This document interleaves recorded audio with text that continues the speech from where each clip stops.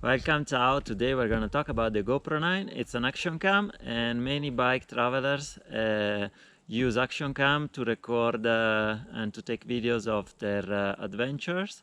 And action cams are very handy because they're very small and easy to use. 1 week ago came out the GoPro 9, and today I'm gonna do an unboxing, quick review, and I'm gonna answer the main question. Should you buy it? Should you buy it right now? If you already have a GoPro, should you upgrade? The quick answer is probably not, but I'm gonna go through all the pros and cons, and then you'll make your own choice. If you're new to the channel, my name is Davide Travelli. I've been cycling around the world since 2015, and in this channel you will find reviews of camping gear, bike gear, and everything that I take with me on my bike adventure, as well as my travel vlogs. So what I'm not gonna do a comprehensive review of the GoPro. There are already loads on YouTube, but I'm gonna talk about from the point of view of a long distance bike traveler, because that's very important, because we are not going to use all of the features of the action cam, but only a selective few ones. This is the box, the new box of the GoPro 9, and on here we can find the characteristic and what's in the box. It can record videos in 5K 30, 4K 60, and 1080p at 240 frames.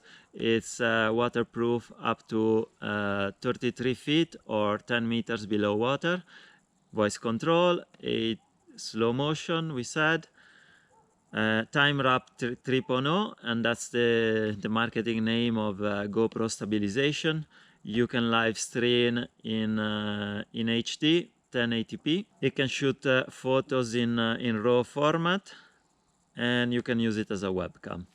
What's inside the box? We were gonna see it immediately.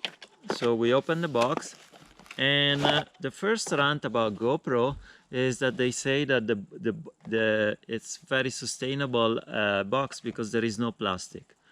So there's no wastage in the boxing. But this box is made of basically plastic because it's synthetic material, and I suspect it's quite robust, so I suspect there is like some rubber plastic used to make the walls of this case. So what's exactly in the box? Well, there is some paper, some manuals that we don't use, we don't need. There is the camera,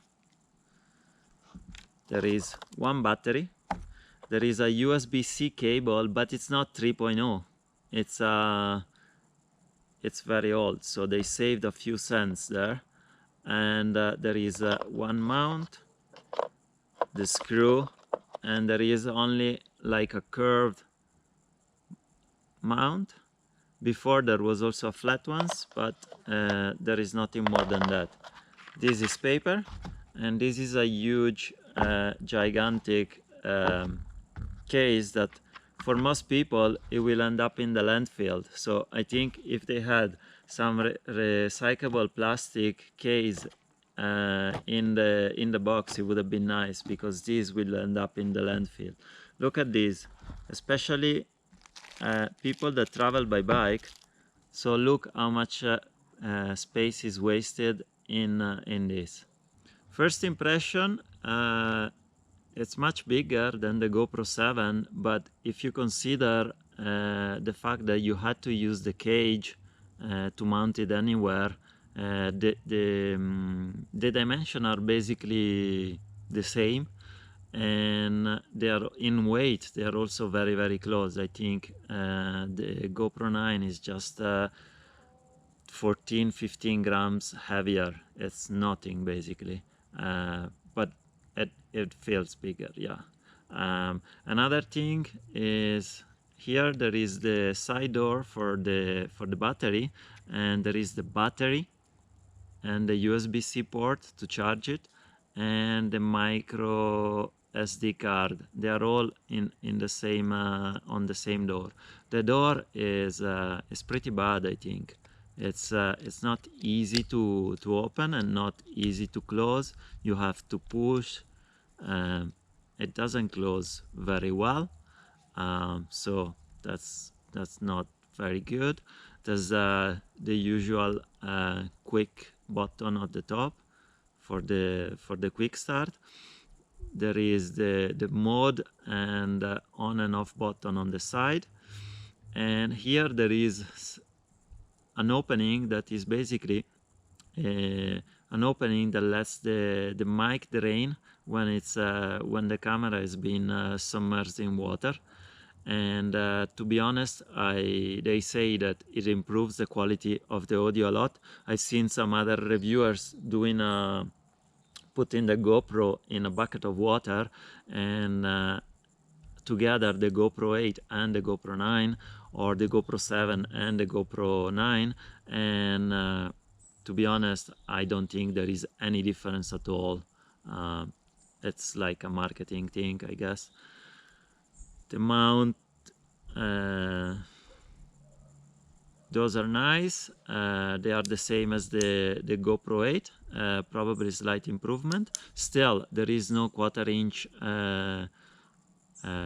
screw to fit in a tripod. They could do it, because there are third parties that they sell, as you can remove those. There are 4 screws. You can remove it and replace it with a third party one that also have a 1/4-inch screw that can fit in here, so you can fit it in most of the tripods. The finishing is worse than the other GoPros. This part on the side, it's very plasticky. It feels very plasticky. It can get easily scratched, and it feels cheap. The front part and the back part as well, but it's only a bezel.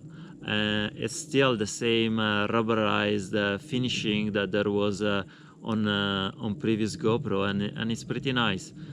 I don't know why they went for the cheaper option with the GoPro 9, but it doesn't look good. On the physical aspect of the camera, we need to know that there is a new battery that is much different from the older batteries. It's much bigger. So let's see the comparison. As you can see, it's much bigger. So it means that if you have an older model and you want to upgrade, you will have to throw away all your batteries and also the battery chargers. So it's quite a big investment, and also I will go through the battery life in a little bit. First of all, a little rant about some of the early reviews that I saw, and it's people that they received the camera from the GoPro, and they don't really expose all the flaws, and I think it's because they don't want to damage the relationship they have with GoPro. Even if they don't receive the camera for free, but they receive it earlier, they have time to reviews and then they send it back. But there are loads of things that I in the early reviews I didn't hear anybody talk about it. Loads of things that are not that great, and we will go through that as well.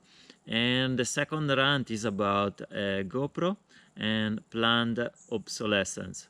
I feel that when I went through the review of all the pros of the new GoPro 9, after using it and testing it for a while, I realized that most of the things that I like about this camera is software features.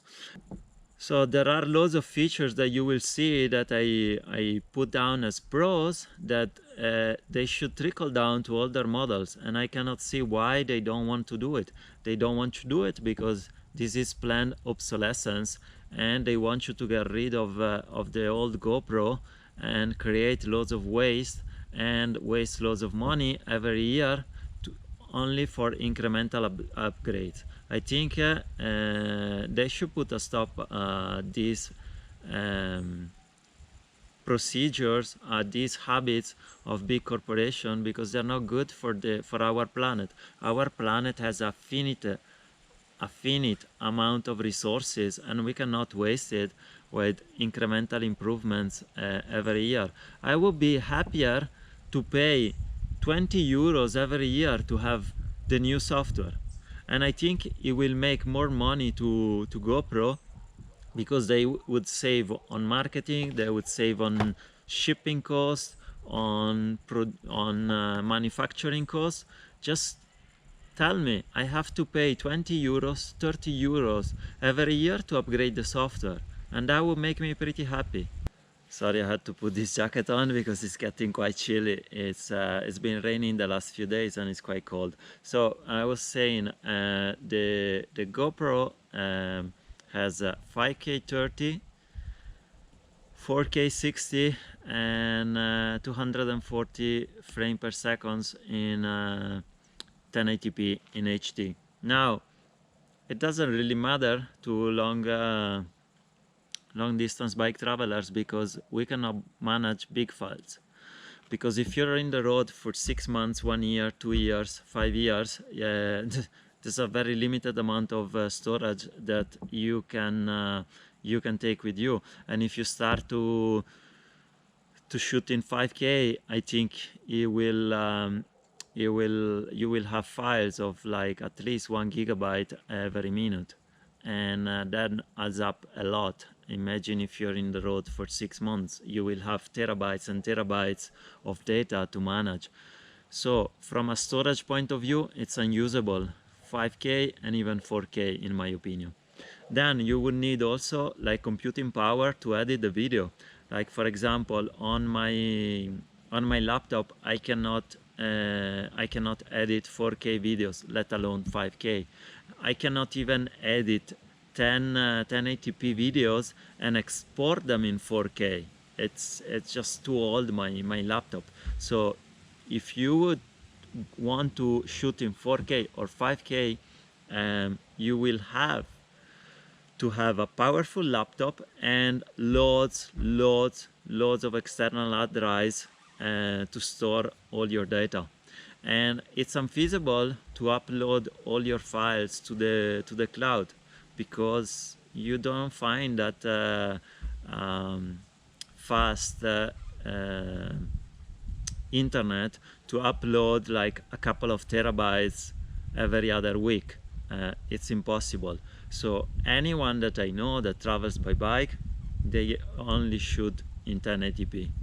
And the 1080p of the GoPro 9 is basically the same of the GoPro 8 and is basically the same of the GoPro 7. There isn't that much difference in terms of quality. There is probably a little bit of different colors in terms of color science, and even in that, there are people that say it's better to shoot in flat and not in with the GoPro color because it has some weird colors. But when you're on the road and you need to edit pretty fast, when you stop somewhere for a few days, you don't want to spend 3 days to edit one video. So you want to edit 1 or 2 videos, upload them pretty quickly to YouTube, and that's it. So you have to keep the workflow very fast and smooth. So most of the people that I know that they travel by bike, they shoot with the GoPro color profile, so they don't have to color grade and lose loads of time to color grade all their clips. So there is probably a little difference between the 1080p of the GoPro 7, GoPro 8 and GoPro 9, but it's mostly in terms of the color science. They change a little bit the colors. Okay, let's get into what's new and the good and the bad of this camera. Do you want to hear first the good or the bad? Let's talk about the good first and what's new basically. The first feature that is quite new, and it's a welcome, is the dual display. So the usual display at the back, and it's much bigger. It's bigger, not much bigger, but it's sensibly bigger than the older display. It still has the big bezel, so they could have made it a bit bigger, but it's nice. It's nice to have. Then the quality of the display, it's good, but it's glitchy, as all the touch screens of GoPro has been for several years. So sometimes it's not very responsive.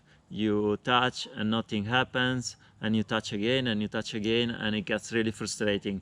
And I think it gets worse with when the temperature arise.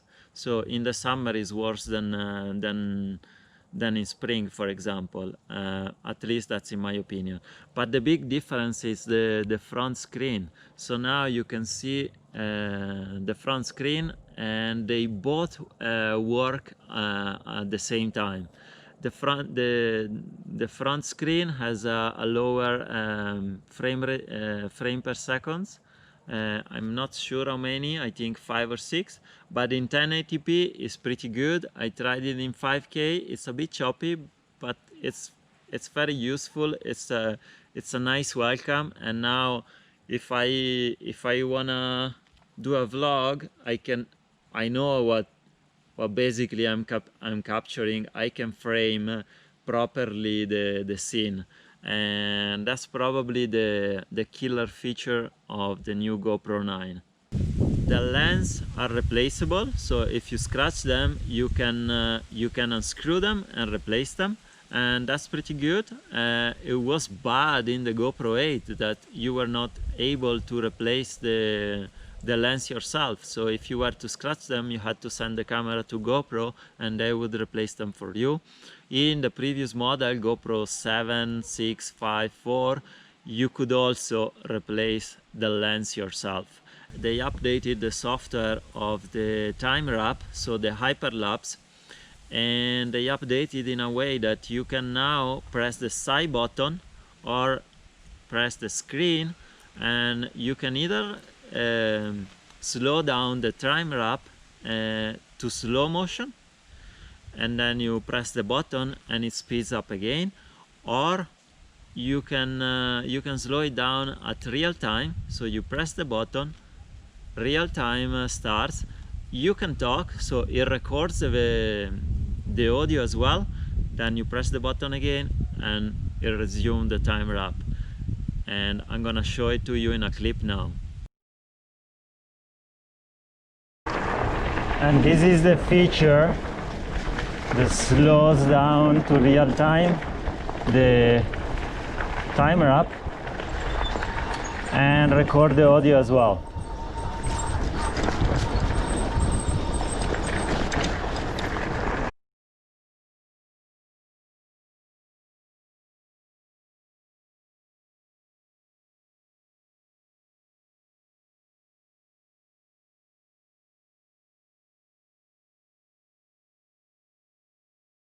They updated the software in terms of stabilization as well to HyperSmooth 3.0. To be honest, I watched many videos of comparison of the GoPro 9 and the GoPro 8, and to be honest, personally, I didn't see any difference. If there is an improvement, it's very marginal. It's a very small incremental improvement, so don't buy into the HyperSmooth 3.0. There is an improvement though in the stabilization, because there is horizon leveling. So what it means that if you tilt the camera, you will not notice when you watch the video, when you play it back, up to I think 40 or 45 degrees, but it's only in the linear mode. The linear mode is the most it's one of the most cropped views. It's not the wide views. The fact that you can change the lens, they put a mount that is in metal, is different from the older models, and they have a new lens that is a mod. It's called the Max mod or the Max lens, but it costs 100 euros, and it will give you a wider field of view, and you will be able to do a 360 turn of the camera, and it will give you that horizon leveling. Again, it means that you turn the camera 360 degrees, you spin it around, and you will not notice it while you play back the video. The horizon will always be level. It's great and it helps a lot. I think not a lot with the bike, probably more with the motorbike, because when they turn, they tend to go down more, no? With the bike, especially bike traveling, I don't think we will need that feature that much, but it's something that is there. There is a 20 megapixel sensor, so the photos are improved. They're not great. They're still not great for printing, for example, but you can make some good photos. You can record them and store them in RAW file. So when you select RAW, it will save them in both RAW and JPEG. So in RAW, the RAW file means that it records all and store all the data that the sensor captures. So it's easier for you to process the photo and develop with an editing software like Lightroom and Photoshop and have better results. So they're quite good even for your social media now. They're probably not as good as the newer iPhone or the new Samsung phones, and they are a little bit better now when it comes to night photography, but they're not as good as the Pixel phones, for example, but it is improved. And then there are some software features that they should really implement into older models, and I don't see why. One is the timer. So you can set the timer. You press the button, the record button, and then there is a timer of 3 seconds or 10 seconds, and then the video actually starts to record.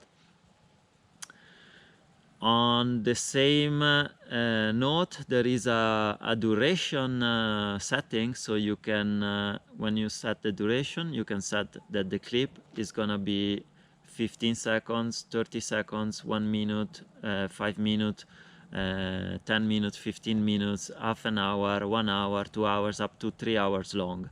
In the GoPro 7, you could only choose the duration of 15 seconds and 30 seconds. So that's a nice upgrade.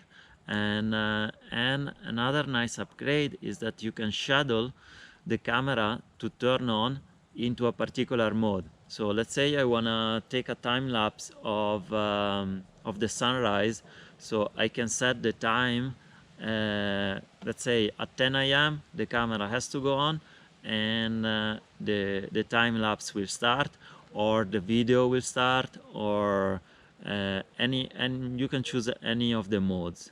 And now it's time for the bad part, the cons of the camera. We start with the price. The price is terrible. It's 480 euros if you buy from any retailer. If you buy from GoPro, it's 100 euros more, but you have to commit to their subscription for 1 year.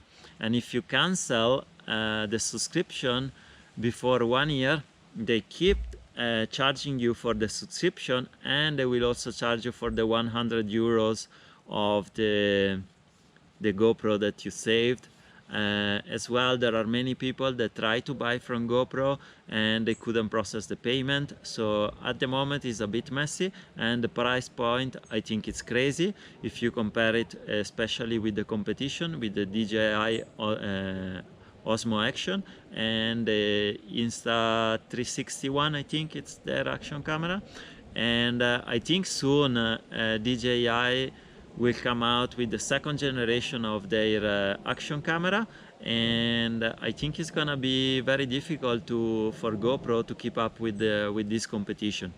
Something that I don't really like is the anti-flickering system. So the anti-flickering system is for when you record indoor and there is artificial lights, and you can set the anti-flickering to 60 Hz or 50 Hz, and that's due to the electricity system of the country where you're from. I think it's 50 Hz in the States, in Americas, and I think it's 60 Hz in Europe, or it's the other way around, I can't remember. But the bad part is not that you can set, it's good that you can set. So when you're in Europe and you take a video indoor, it doesn't flicker. the bad part of the anti-flicker in choosing between 50 and 60 Hz is that GoPro bundles it with the choose of the frame rate, which I don't know why they are bundled. It doesn't make any sense. And I know that traditionally there is a different frame rate, a different set of frame rates between Europe and North America, because in Europe there is the pulse system. But I think nowadays, with all the television being digital and the internet, it doesn't really make any sense. And also, like, why would you want to bundle it with the anti-flickering? The anti-flickering is one thing, is the choice of the frame rate is different, and you could make it more prominent, saying, okay, if you are in Europe, you better choose these frame rates instead of 30 and 60 frame rates, you should choose 25 or 50. But even that, I think it's a very anachronistic thing. I'm not an expert in videography or photography, but I really think there is something wrong there. Another topic that is not good is the fact that this camera heats up a lot. In my experience, double the temperature of the GoPro 7. So I turned on both cameras and I left them on, doing nothing, just displaying the menu, and touched them after 5 minutes or 10 minutes, and the GoPro 9 is significantly hotter than the GoPro 7. Then I also made because I was doing some testing to test if it's true that the battery it lasts longer, but we will get to that later.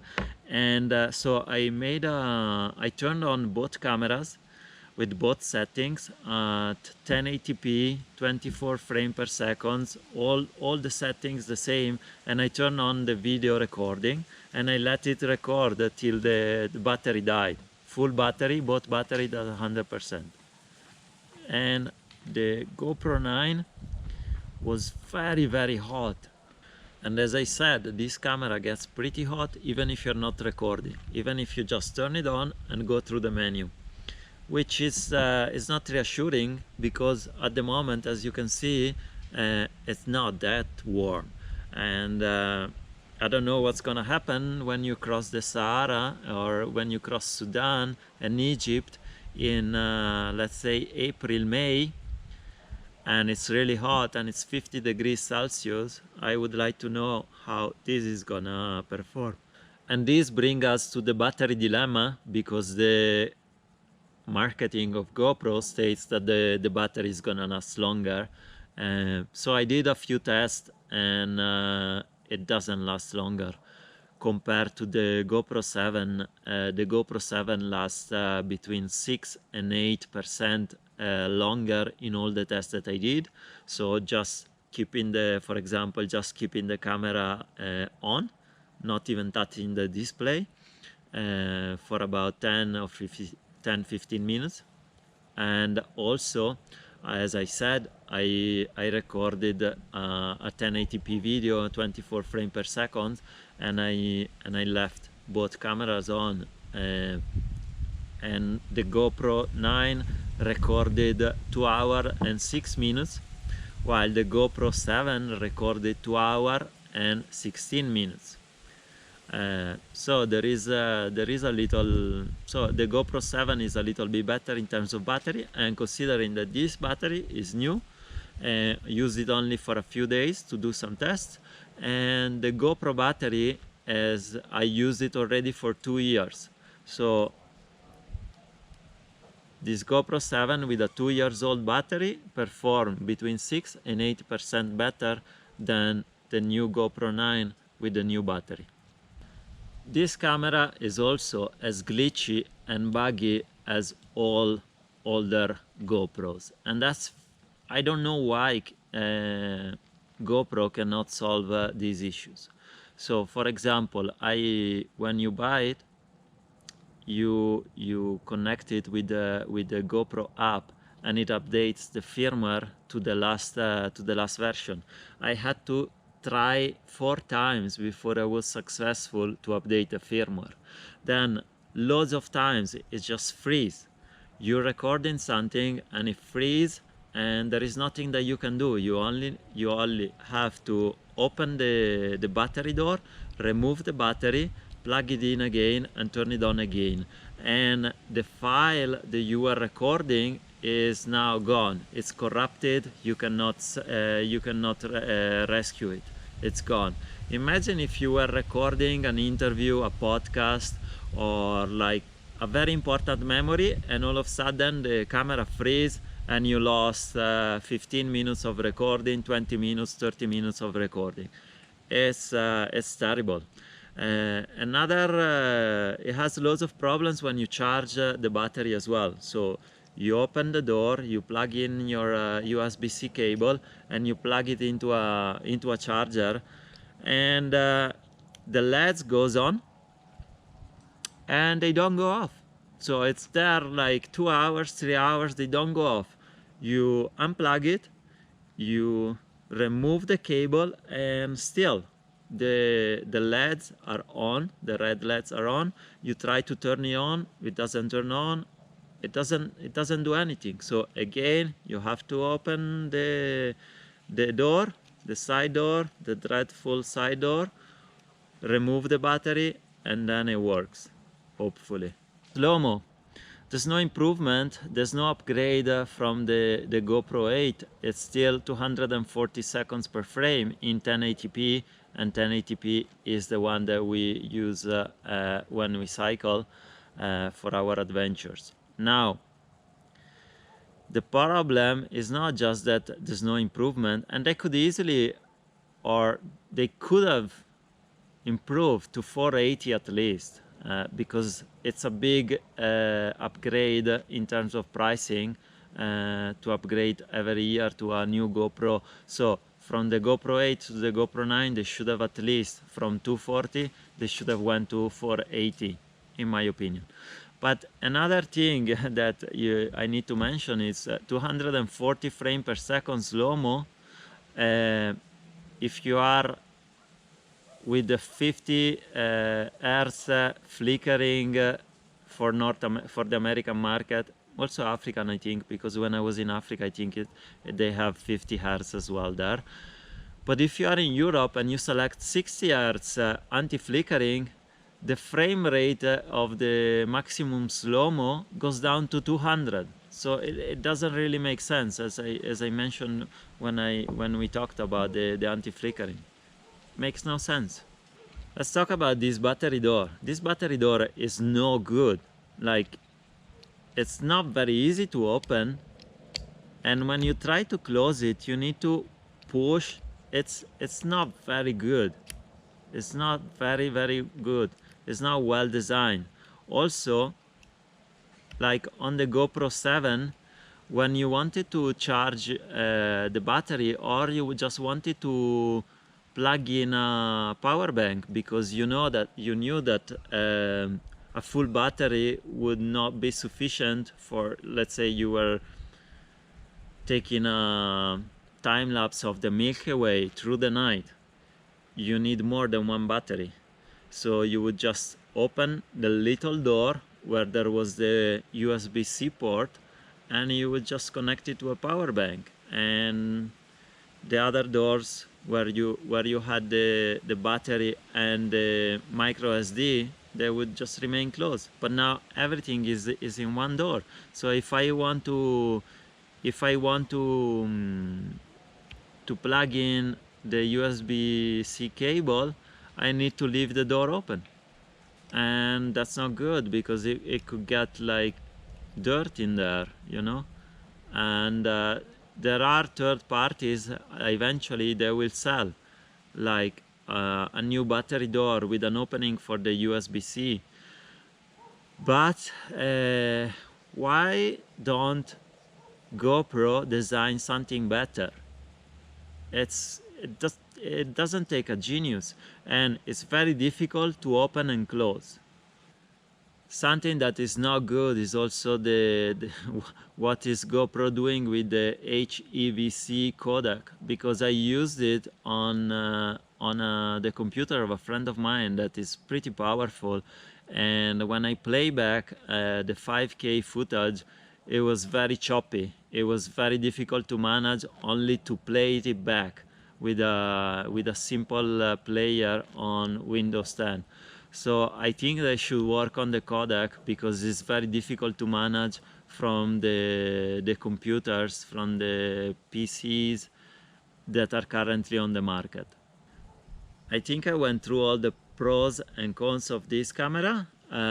If you want my opinion, to summarize it, is if you have an older model, GoPro 4, 5, 6, maybe you could consider upgrade.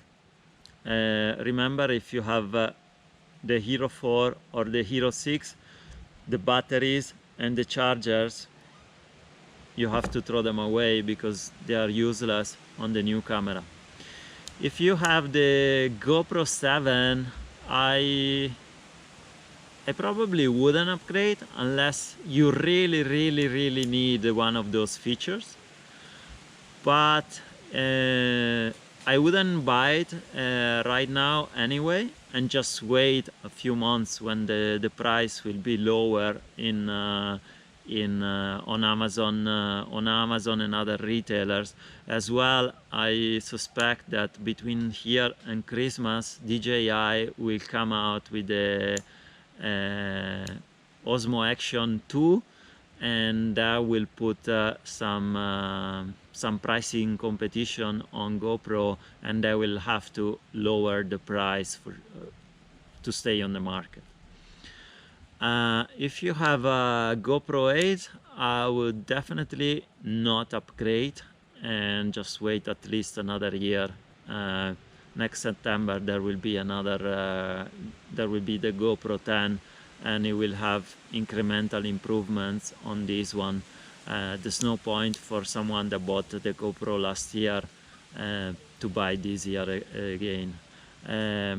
I hope GoPro will suffer a bit of competition from DJI and from Insta360, and they will improve the software of this camera, get rid of all the bugs, the glitches, and start to come out with really better cameras and not just very small incremental improvements. I guess the new dimension and the bigger battery will push towards something a little bit different for next year. I think they might increase the sensor to 1 inch, but I'm speculating. Yeah, it's a good camera, simple, but it's still buggy and glitchy. Hopefully they will get rid of this problem with the new firmware's update. But with my experience with the GoPro 7 and with the Hero 4 before that, they only do some firmware updates for a few months, and then they start working on the development of the next generation camera, the next year camera, and they stop any update. I hope this is helpful for you to make your own choice, and if it was, hit the like button. If it wasn't, hit the dislike button twice. Subscribe if you haven't already, and I'll see you the next time. Ciao!